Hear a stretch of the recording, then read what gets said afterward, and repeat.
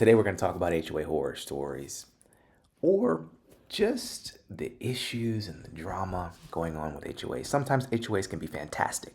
Keep the value of your properties high, make sure people are taking care of things. And sometimes HOAs can be a pain in the rear end. And if you have an HOA community, you may be familiar with this. Some folks love their HOA, some folks hate it.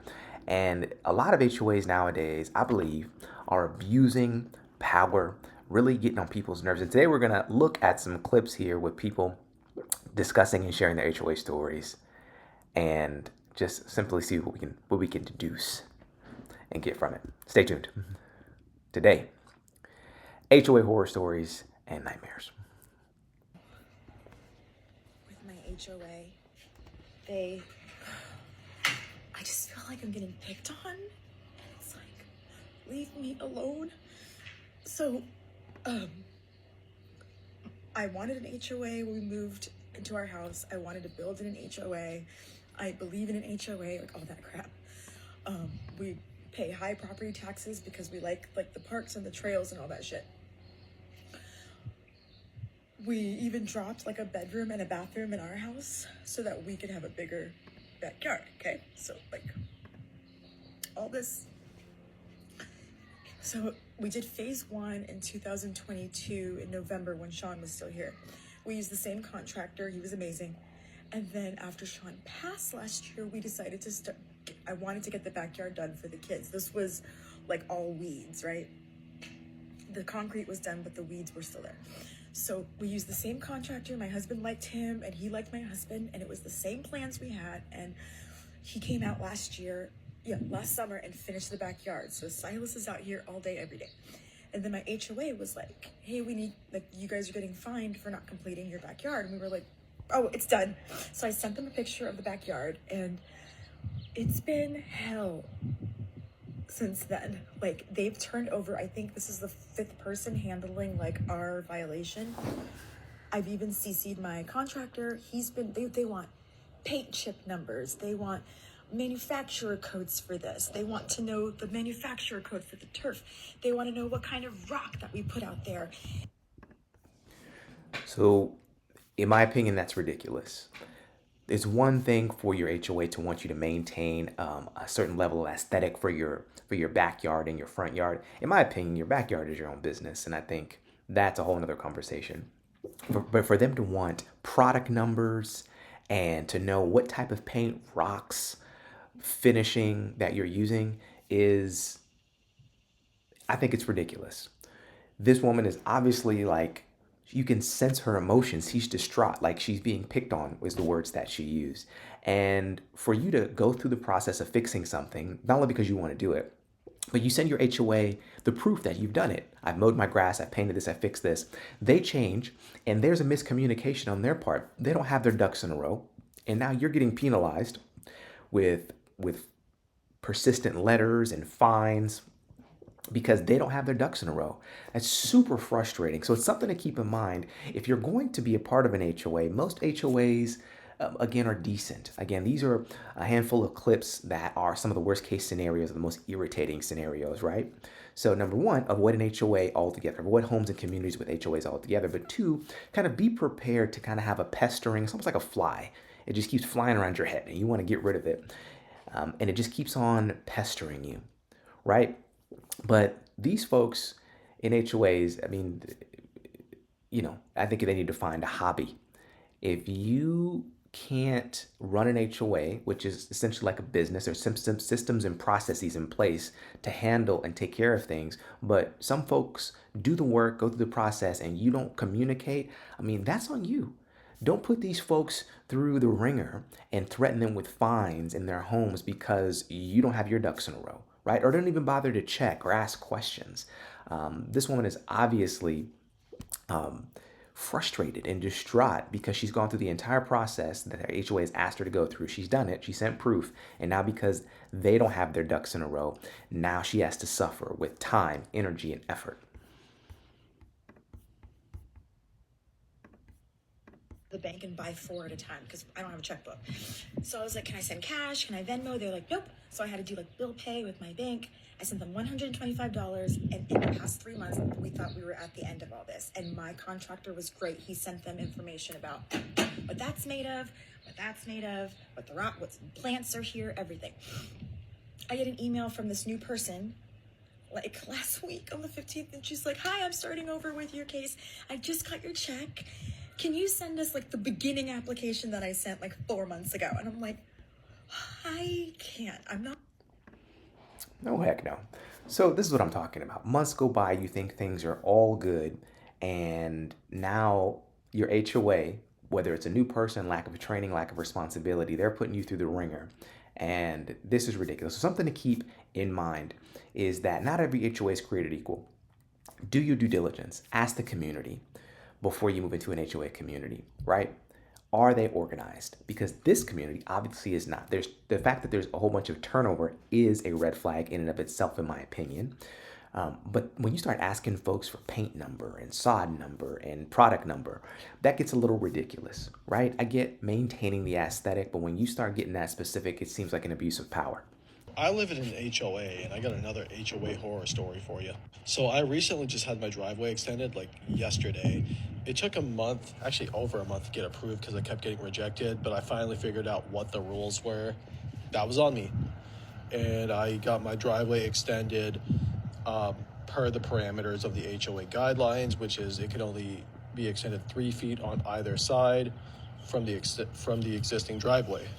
So I extended it 3 feet on either side using the same type of materials that the original driveway was constructed with when we bought the house. So I had a neighbor walk by and looked at my driveway, and she was just like, hey, just so you know, I don't think, this is allowed. I was like, oh no, I got the HOA approval. I had to submit a whole application with a sketch and a mock photo and like the vendor's proposal and all that stuff.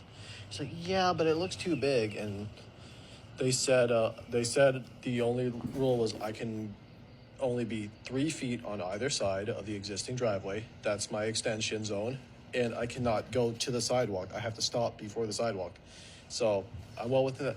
She said, yeah, but it looks a lot bigger than the other driveways. And I'm just like, yeah, and? I just don't think I'm comfortable with that. And I was like, Well, pause. Okay. So it's one thing for someone to ask you a question about the driveway, right? They may be a part of the HOA, they may be curious. But I find it quite ridiculous that this person was asking questions in almost like a judgmental, somewhat condescending way.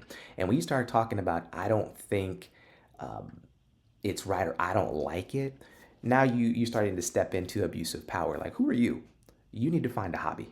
You need to find a hobby here. But for you to police people's nuances, especially after my man said that he went through the correct processes, he got approval from the HOA, he did this, he did that, and third, and he has the documentation to prove it. Like, go about your business. Go about your business. And these people who are a part of HOA leadership, policing communities like they have nothing better to do.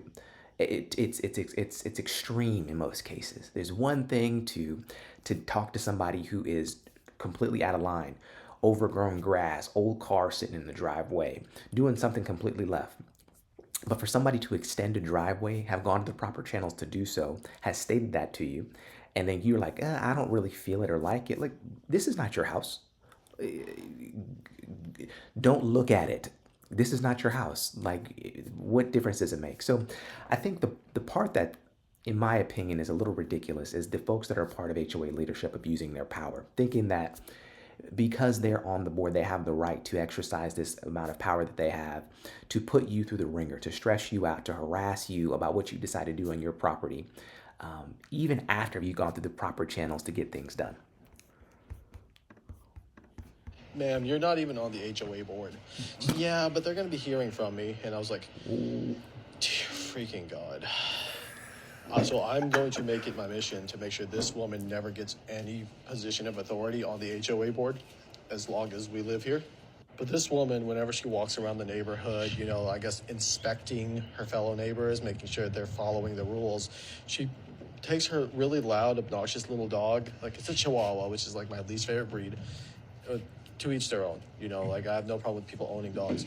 She lets it crap everywhere and doesn't even pick it up. So now that I know that she does that regularly, I also know that actually is against HOA guidelines. So I'm definitely going to be recording that and sending that to the HOA like every time. Because, hey, you want to mess with me, Betty. So, and here's the thing about just being a decent human being, man. When you start to come after people or make people feel like what you're doing to them is personal for whatever reason, then you start to cross the line where people feel attacked and now they want to reciprocate that. It's one thing to ask somebody about something that they've done that may be in violation of the HOA, give them the opportunity and the benefit of the doubt to prove it. But now this guy, which is he jokingly so funny, because this woman has given him unmerited attention and abused her power and kind of hovered it over him. Now he's like, oh, I see that you've done this. You're not in the HOA guidelines as well. Now I'm going to be a thorn in your side, right? And who wants that? Who wants that? All because someone in a position of power who in an HOA wants to give you their 2 cents unnecessarily, take their power to the extreme, abuse it, pester you versus asking a question, hey, you did what you needed to do, XYZ, we're good. Or just keep it pushing. Like, hey, keep your opinions to yourself unless they're asked of you, right? Especially in an interaction like this. You know, if you're going to offer your 2 cents, permission is required to give your opinion. People's opinions are just free flowing nowadays. And, you know, on the internet, they're even more wild. But in person, it's interesting how much people want to say about their opinion. Your opinion is one thing, but now you want to start taking it to the extent I'm going to do something about it because I don't like your driveway. Ridiculous. Ridiculous. Allowed to sit in my own garage with the door open? No, nobody said that, Tom. You can sit in the garage. You just can't look. Folding chair, door open, watching cars go by. That's porch type activity. Garages are for vehicles, tools, and storage. Relaxing, enjoying the evening belongs in the backyard. There he is. Yo, that's hilarious. 3 hours a day. So I'm not allowed to sit in my... Oh, man. So that last one was kind of funny, just to make light and joke about the situation that some folks who oversee these HOAs are taking it way too far, like find a hobby.